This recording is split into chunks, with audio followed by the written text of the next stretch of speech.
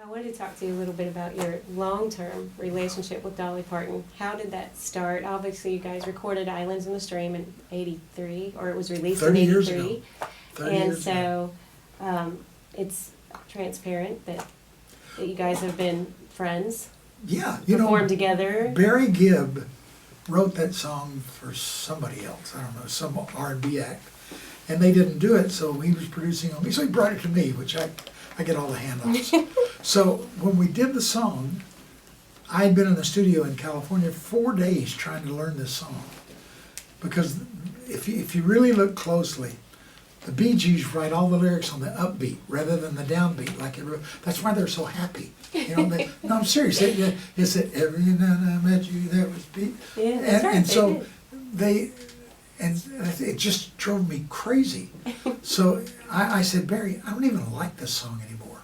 He said, you know what? We need Dolly Parton. And I had met Dolly, but I didn't really know her. And my manager said, I just saw her on the streets a few minutes ago. I said, well, go get her.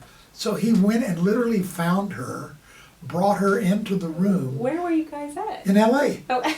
And he brought her in, and I'm telling you, the minute she walked in the door, it was a whole different world for me. I mean, she adds that life that guys just don't have, you know. And I can't do it, but there's something special about our relationship. You know, I contend that people always thought we were having an affair, and we never, ever did. We just flirt a lot, you know, but it's honest flirtation. But that's, I think, more fun. And so even today, when she comes in the room, she kind of bats her eyes, and I run hit the wall, you know. But she's a good relationship. She's a sweet, sweet girl, and that's what that song's all about, you know. Mm-hmm. Right. Who's going to finish the stories I start the way you used to do? Mm-hmm. You know, and it's really about people who've known each other for a long time and are so in tune that they're one soul. You know, it has nothing to do.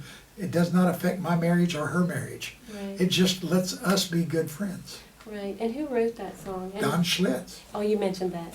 Yep. And did you think of her right away, or did someone say, hey, here's a song for you and Dolly? It came about very interestingly, actually. I was in a place in California called Stagecoach, and it's a big rock and roll festival, and I was performing. And a guy comes backstage, and he said, hi, Ken. He said, I'm Ryan Smith. I'm not Ryan King. I'm William King from the Commodore's son. And I said, oh, Ryan, I remember you when you were this big. He said, you know, I was having a conversation with a friend of mine the other day, and I told him that I realized that some of my happiest memories were the times we spent with you at your place in Athens. And I used to ride the golf carts with your son, who was about his same age. And he said, I was telling my friend, you know what, you can't make old friends. You either have them or you don't. Mm-hmm. And I thought, wow, what a song that is. So the next day I was with Don Schlitz. He was being inducted into the Songwriters Hall of Fame. And I told him that story, and he said, ooh, can I take a shot at writing that song? And I said, yeah. And the next day, he sent me that song. He said, I wrote this. He said, I wrote this with you and Dolly in mind. So, I mean, it's just perfect for us. Mm-hmm. And I told Dolly, I don't even care if it's not a hit.